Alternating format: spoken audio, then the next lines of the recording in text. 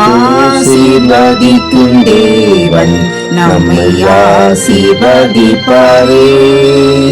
துதி ஸ்தோத்திரம் இயேசுநாதா, துதி உமக்கே என்றுமே. கிறிஸ்துவுக்குள் எப்பொழுதும் எங்களை வெற்றி சிறக்க பண்ணி எல்லா இடங்களிலேயும் எங்களை கொண்டு அவரை அறிகிற அறிவின் வாசனையை வெளிப்படுத்துகிற தேவனுக்கு ஸ்தோத்திரம். 2 கொரிந்தியர் 2:14. கர்த்தருக்கு பிரியமான தேவனுடைய பிள்ளைகளே, வெற்றியின் மேல் வெற்றி பெறவும் சோதனைகளின் மேல் ஜெயம் எடுக்கவும் இன்றைக்கு தீர்மானியுங்கள். உங்களை வெற்றிக்கென்று அர்ப்பணித்து விடுங்கள்.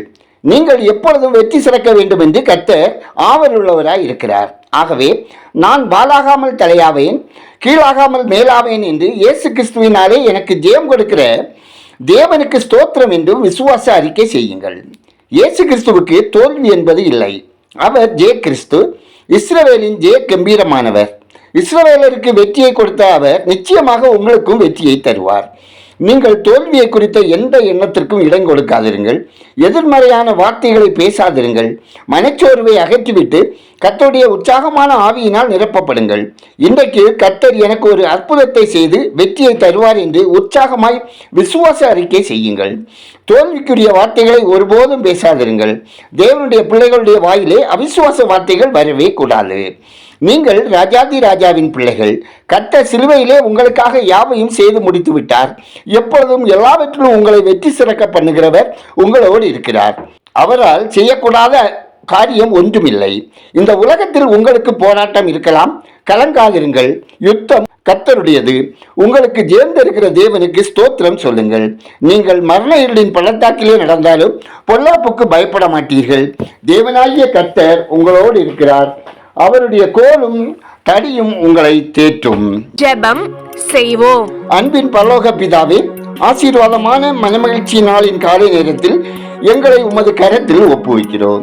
ஆண்டவரே, நாங்கள் அன்றின வாழ்வில் எங்களை நெருக்குகிற பிரச்சனைகள், துன்பங்கள் அனைத்தையும் உம்மிடத்தில் ஒப்புவித்து உம்மிடமிருந்து ஆலோசனைகளையும் வழிகாட்டலையும் பெற்று சமாதானமான மகிழ்ச்சியான வாழ்க்கை வாழ எங்களுக்கு தயவு செய்தெல்லாம் மன்றாடுகிறோம். ஆண்டவரே, நாங்கள் வானத்தையும் பூமியையும் படைத்த கர்த்தரிடத்திலிருந்து ஒத்தாசை வரும் என்ற நம்பிக்கையோடு இருக்க தேவ ஆவியானவர் எங்களுக்கு இரக்கம் செய்திட ஜெபிக்கிறோம். கர்த்தாவே, இந்த நாளிலும் உங்க கிருபை எங்களை தாங்க வேண்டுமாயும் சகல பாப சாப மோசங்களுக்கு விலக்கி காத்துக்கொள்ள வேண்டும் எனவும் உமக்கு பிரியமானதை செய்து உமது வழிகளில் நடந்து பரிசுத்தத்தை காத்துக்கொள்ளவும் உங்க கிருபை தந்தல்ல ஜெபிக்கிறோம். கர்த்தாவே, இன்று ஒரு வசனம் கேட்கிற ஜெபிக்கிற ஒவ்வொரு மக்களின் மனக்லேசங்கள், பாடுகள், கஷ்டங்கள், வேதனை, துன்பங்களில் உங்க ஆறுதலையும் தேர்தலையும் தந்து பலப்படுத்தி பாக்கியவான்களாக பாக்கியவதிகளாக வாழ உங்க அனுகிரகம் தந்தல்ல ஜெபிக்கிறோம். கர்த்தாவே, குடும்பங்களில் தேவ சமாதானம் நிறைவாய் பெருகவும், பிரிவினை நாவியின் கிரியைகள் அழிக்கப்படவும், பிரிந்தவர்கள் இணைந்து தேவனை மகிமைப்படுத்தவும், பிள்ளைகள் கர்த்தருக்கு பயந்து தீமைக்கு விலக்கி பெற்றவர்களை கனம் பண்ணி தங்களை காத்துக்கொள்ளவும், பள்ளி கல்லூரிகளில் படிக்க இருக்கும் ஒவ்வொரு பிள்ளைகளுக்கும் கர்த்தர் ஞானம் தந்தள்ளி ஆசீர்வாதமாய் வாழவும் தேவன் வழிநடத்தில ஜெபிக்கிறோம். ஆண்டவரே, படித்து முடித்து வேலைக்காக முயற்சிக்கும் பிள்ளைகளுக்கு தகுதிக்கேற்ற வேலை வாய்ப்புகளை தந்தள்ளுங்க.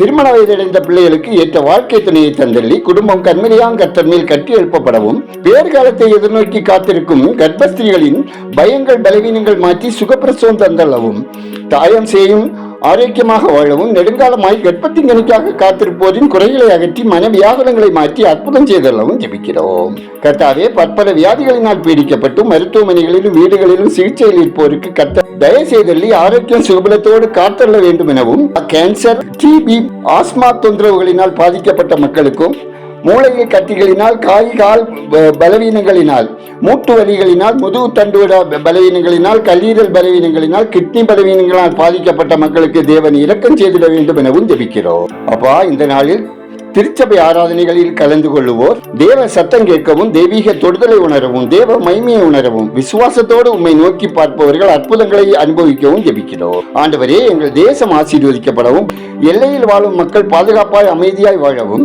ஆளுமை பொறுப்பில் இருப்போர் தேவரீர் உமக்கு முன்பாக உண்மையாய், உத்துவமாய், நீதியாய், நேர்மையாய் நடக்கவும், நலமான திட்டங்களை செயல்படுத்தி வளமான தேசத்தை உருவாக்கிடவும் ஜெபிக்கிறோம். நிலநடுக்கத்தினால் பாதிக்கப்பட்ட வெனிசுலா மக்களுக்கு தேவன் இரக்கம் செய்திடவும், இடிபாடுகளில் சிக்கியுள்ள சிறைப்பட்டவர்கள் மீட்கப்படவும், தேவைகள் சந்திக்கப்படவும், இதுபோன்ற அழிவுக்கு ஏதுவான சீற்றங்களிலிருந்து உயிரினங்கள் காக்கப்படவும் தேவகரம் இரக்கம் செய்திட வேண்டும் என ஜெபிக்கிறோம். ஊழியர்கள், மிஷினரிகள் அவர்தம் குடும்பத்தினர் ஆசீர்வாதமாய் பாதுகாப்பாய் வாழவும், பரிசுத்தத்திலே நிலைத்திருந்து கர்த்தருக்கு மகிமை செலுத்தவும், ஆத்ம ஆதாய பணியில் தேவ மகிமை அவர்களை வழிநடத்திடவும் ஜெபிக்கிறோம். எங்கள் ஜெபத்தை கேட்பவரே, அதற்கேற்ற பதில் தருகிறவரே, உமக்கு நன்றி சொல்லுகிறோம். துதிகர மகிமை உமக்கே செலுத்துகிறோம். எங்களுக்காக மரித்துயிர்த்த இயேசுவின் நாமத்தில் ஜெபிக்கிறோம். எங்கள் ஜெபங்களும் நல்ல பிதாவே, ஆமென்.